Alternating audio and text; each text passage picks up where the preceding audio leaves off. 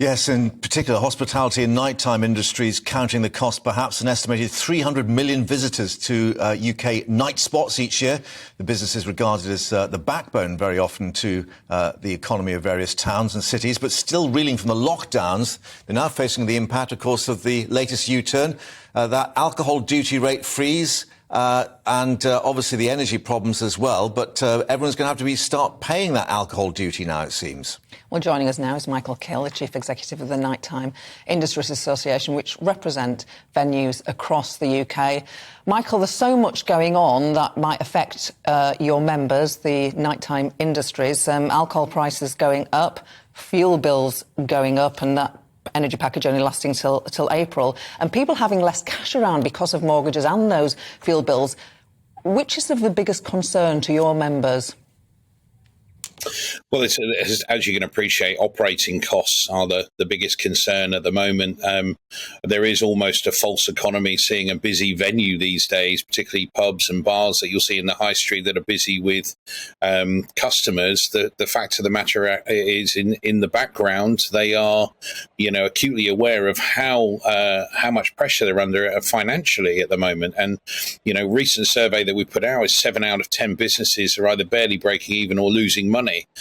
Which gives you a real clear picture of where the challenges are. But we're in a perfect storm at the moment. Supply chain passing on costs, and we're very limited to what we can pass on to the consumer because of that drop in disposable income at the front line. So hugely concerning for our sector at the moment.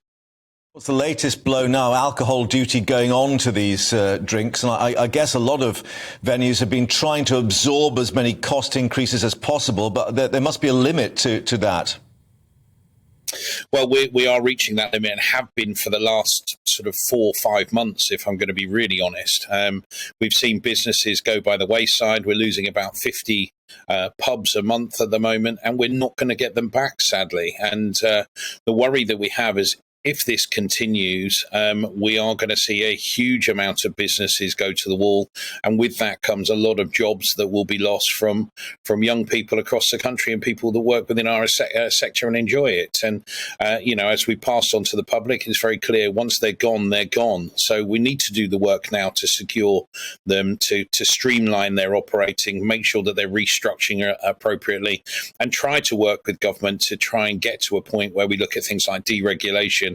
It's quite clear in terms of the taxation cuts that we spoke about before. That's going to be a very difficult challenge given the situation that we've been presented with off the back of the new Prime Minister and the Chancellor's transition between old and new Chancellor, and the rhetoric that's born from the new Chancellor's position moving forward, which is definitely not driving towards tax cuts in any way. You mentioned deregulation. What do you have to do now as an industry that you don't want to do, or that you wish you didn't have to do? Well, the challenge that we have at the moment is we're obviously having to streamline our costs, really look internally on things like energy consumption, be very careful with contracts, be very careful with staff that we're taking on. But it levies that uncertainty again, doesn't it? So at the moment, every penny counts, whether it comes in the door or whether you're spending it, it's become a real focus for us. So we've got some huge challenges ahead. We're supposed to be moving into the golden quarter at the moment, and everyone's very tentative. We're supposed to be moving into a period where we make money or try to put money aside to allow us to survive in January and February. The worry we have at the moment is we're literally looking at surviving during the golden quarter, which is key. And January and February is a whole new ball game for the industry as a whole. So at present, it's just the uncertainty that's killing us.